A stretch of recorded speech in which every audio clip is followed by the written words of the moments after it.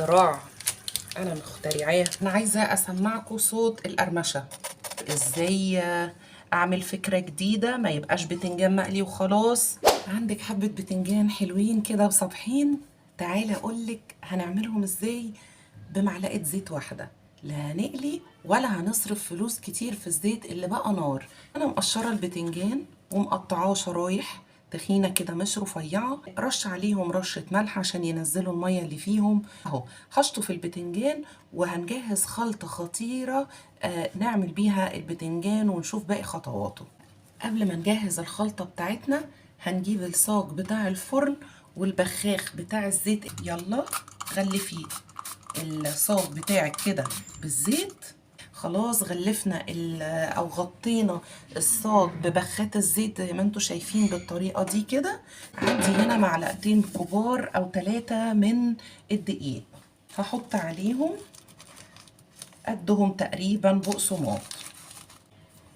هحط بقى رشه من البابريكا، كمون، شطه حسب الرغبه، شويه ملح، ونقلب. والخلطة اهي، والبتنجان شطفته من الملح. هديله تغطية كده وارص في الصاج. غطي من كل الجوانب لو عايزة البتنجان معاكي مقرمش. هرص بقية الكمية كلها في الصاج، وهعمل خطوة مهمة هوريها لكم واكمل انا بقية البتنجان. بصوا، علشان اوصل للون الذهبي الجميل للبتنجان كله هقوم مديه رشه من على الوش بالزيت.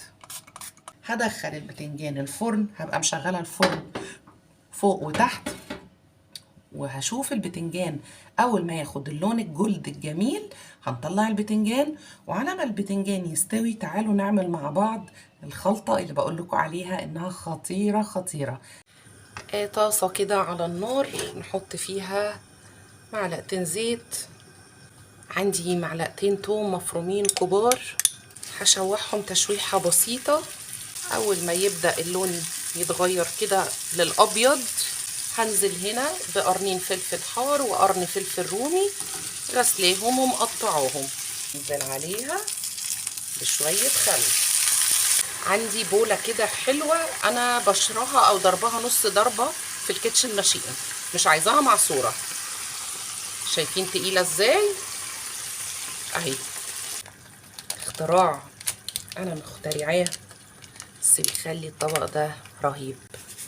باكل من المرقة الفورية، كمون، بابريكا، معلقة سكر، ملح بسيط علشان المرقة الفورية فيها ملح. الخلطة دي هنسيبها تاخد غلوة علشان خاطر انا عايزة الطماطم تاخد وتدي كده مع البهارات اللي حطيناها، ونشوف الطبق هنقدمه ازاي. البتنجان طلع من الفرن، انا عايزة اسمعكم صوت القرمشة.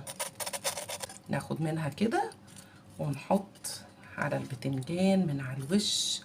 اتمنى الوصفه تكون سهله عليكم وتعجبكم. لو الوصفه عجبتكم نعمل شير ولايك، وتابعوني على قناه اليوتيوب وصفحه الفيسبوك للشيف شيماء ممدوح.